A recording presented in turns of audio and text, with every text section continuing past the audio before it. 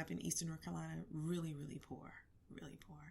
And had been the caretaker for a lot of people. So, being a caretaker or a nurturer for a lot of people when you're younger, it puts age on you in a way. So I don't think that my mother looked older or acted older than she was, but I thought that she carried particular disposition and energy around experience that made her wise. So I think she walked with crone wisdom because she had experienced that dark side of the moon, but that wasn't her natural place at that time. I think she was still very much in her mother phase, that full moon phase.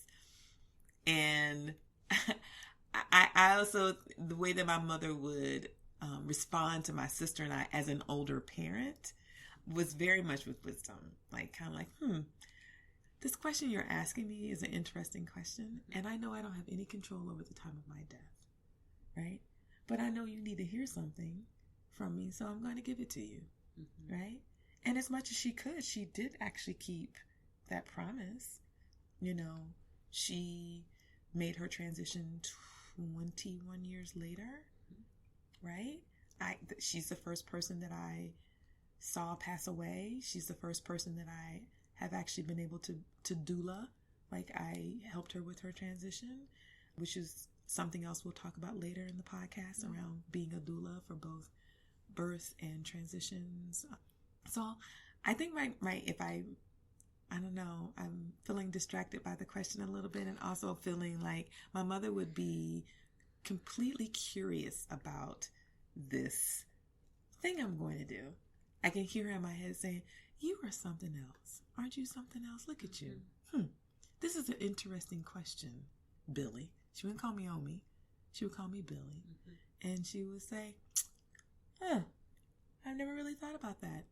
Let me think about it. But she would have an answer eventually, right, for the question. I feel that. And I believe that in terms of your defining or redefining, because you're in a reclamation stage, I wonder if you thought in this way, if your mother was undergoing the same process that you are now undergoing when you ask her that question. And so what does that mean in terms of the definition of crone? Right. And then what does that mean in terms of decolonizing the crone? Yeah, I do. I think my mother was born in 1930. And so being a woman of her generation, there were ways in which there were expectations of how she would show up in the world, whether as a mother or as an elder, right? And I also felt like my mother pushed against conventional wisdom very much. Like, my mother went to college when, somebody from her station in life wasn't necessarily thought that they would be able to go to college. My mom went to Bennett. She went to Bennett College for Women in Greensboro, North Carolina. And after she completed her first 2 years of school there, she went to L. Richardson to become a registered nurse. And then after she finished that, she moved to New York. Like, she bounced. She lived in Harlem. She lived in Brooklyn. She lived in the Queens. She worked in the Bronx. And she lived like a really good life. Like, for 10 years, she was gone in New York as a single Black woman from Eastern North Carolina. And then she came home to take care of my grandmother because my grandmother needed it. And then she met my dad. And my dad was like 13 years her senior. So there was like all these ways my mother was like, I'm doing these things that are expected of me, and I'm also doing these things because I want to. So she was like a mix of those things. And my generational footprint is like the first kind of cusp of Generation X. I'm between Boomer and X. I'm 1967. So I definitely feel like the things that my mother wanted for me and my sister were very much born out of her being a part of the great generation. She's a Depression era baby. So she never wanted us to want for anything or struggle. She also wanted us to be free, like to be independent. And so there's an interesting way in which this conversation around being a crone is like reclaiming the freedom of aging, reclaiming what it means to be older, and also possibly charting new territory around what's possible that hasn't been a possibility for past generations, but can certainly be a possibility for my generation and people coming behind me. Yeah. So who is this podcast for? Right. That's a great question. I think this podcast is for, of course, Black women. And when I say Black women, I mean women who are clear they're Black. Like, I don't want you to be confused about your Blackness, be like negotiating it. And so that could be a person who's of African descent. You know, there are people who may be multiracial or mixed race, but who are clear. I'm a Black woman. I'm Black. Right. And so I think that this is also for Black women who are trans, right? Who are femme, who are Black femmes. Like, I feel like we're all negotiating our bodies. We're all negotiating life. We're all negotiating aging and relationship and intimacy and vulnerability and negotiating our identities. And so I think that this podcast is for us. It's for us. I recognize that the maid, the mother, and the crone tends to be wrapped in a very white European notion, and I'm not interested in replicating that. That's not the perch from which I sit. So I am sitting from a place that is decidedly Black. I know that I'm a cis hetero woman, but that doesn't mean that all of my sisters are, right?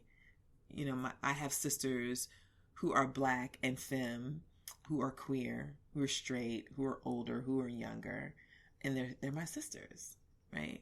Right. They're my sisters. And so this is for me and it's for my sisters. Yeah. All right. Why do you think the time is right for these types of conversations? Mm-hmm. I think the timing is right because I feel like we're sometimes living in the rabbit hole in the world. You know, I'm very much a person who pays attention to signs and symbolism. Mm-hmm. I guess that might make me superstitious. You know, some people might say that's superstitious. I would say I'm observant. Mm-hmm. I think I'm observant. I think that the universe is constantly giving you signs around timing. What is happening right now? What time is it? Right? Is the time nigh? Is the timing right? Do you have time? How you negotiate time? I think that what Black women have been experiencing over the last several years around our identities, you know, this whole Black girl magic thing. Also, like, I feel like we have been eviscerating respectability politics in so many ways. Right. And thank goddess for that, right? Like, this is like people being able to show up exactly fully who they are.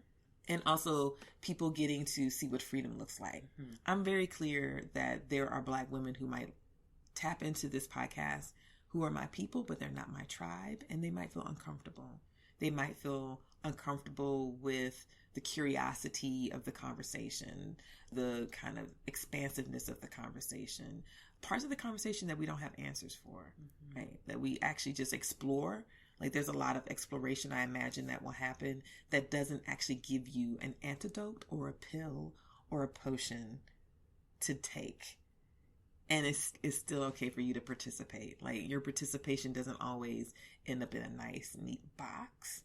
And so I think the timing around people being open to just being fully present right now keeps reemerging for me and reemerging for people who I feel like I'm in relationship with. And I'm just paying attention to what that is. And like, I don't feel it's necessary for me to say, at the end of every podcast, you're going to have this nice, neat bow, right? I think that at the end of every podcast, you will have questions for yourself. You may have tapped in or have access to new information that helps you make decisions differently. But that doesn't mean that I'm going to give you a prescription at the end of every podcast. Sometimes I might have a prescription, right? Mm-hmm. But sometimes I won't. And I want to be okay with that too. So that, I think that's why I think the timing's right. Yeah. Yeah. So with that, mm-hmm. what can we expect about this podcast? Yeah. I think you can expect some like really real conversations, like fun conversations, real conversations.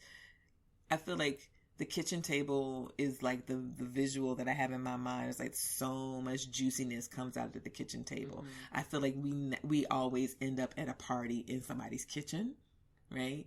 We end up in the kitchen leaning up against the counter, having conversations. Like sometimes you get stuck there. Like you never actually make your way out of the kitchen to the party because there's so much juiciness in the kitchen. That's also a place where people kind of like reveal things too. So I think there might be some revelations. I think people can expect more questions to come up for them. I do think that we also will introduce like new things. Like there are ways that people are living their lives that I'm learning from that I would like for folk to have access to. So there may be some new things that we get to share or explore together.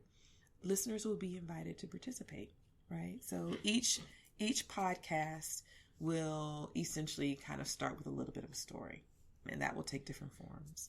And then there will be sometimes a guest who I will have a conversation with, and you'll get a chance to know who that person is, whether I have a relationship with them or I'm meeting them for the first time. And we will also have an opportunity for listeners to participate. So there'll be listener letters, and we'll talk a little bit more about what the listener letter is. And folk will get to make a contribution to the Black Girl's Guide to Surviving Menopause, whether that's by way of them being a guest or by way of them writing to me. So it's going to be a really rich time. I think that's really exciting. And I've had many conversations with you. One of the first things I thought about when it comes to this particular question about what to expect was that there's oftentimes you're just not able to predict what you're going to say or do or create on the spot. So there have been several times I've seen you ad-lib with the Black girl isms and cheering everybody on in the room. And then just recently a conversation with Yup Nailed It or Ashley and in which you created this on the spot commercial for a product that she has not yet to create. And I thought that was really amazing. And so I'm just curious about whether or not those things would be here. I hope so. I mean, I'm going to be at the podcast. You're there. I'm going to be at the podcast every time. Every time I'll be at the podcast. And so, I like to think I'm a little funny. And I have my mercurial qualities about myself. So just for like astrological sake, for folk who might be wondering, I'm an Aries Taurus cusp, which is considered the cusp of power. I'm April 18th. My moon is in Leo.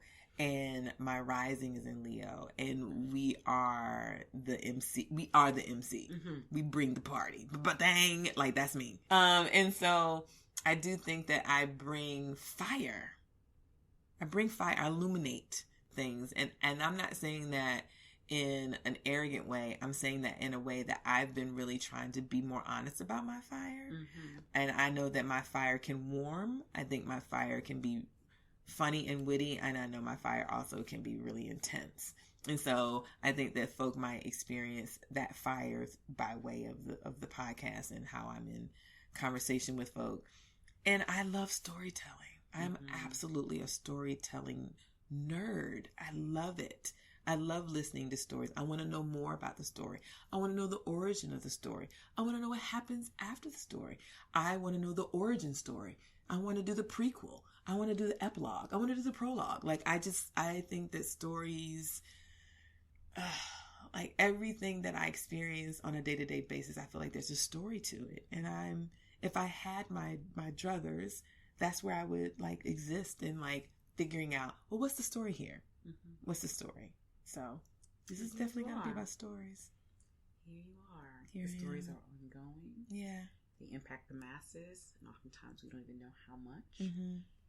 So, with your love of storytelling, what does this first series of interviews look like? Yes. So, the first series of interviews for the Black Girl's Guide to Surviving Menopause are going to be crone interviews. So, I have 10 Black women, all over 50, who've agreed to be interviewed. The oldest person who's actually going to be the very first interview, which is Dolores Mama D. Eden. She's 88. She was born the same year my mom was. She's a Cancer. I met her when I was in my mother phase. She was my son's teacher. She was Che's teacher. So I've known her for 21 years. And she'll be 89 on June 30th. And I asked her, I said, would you be willing to be my first conversation? And she said, absolutely. She didn't know what I was talking about. She had no idea what I was talking about. But she said yes.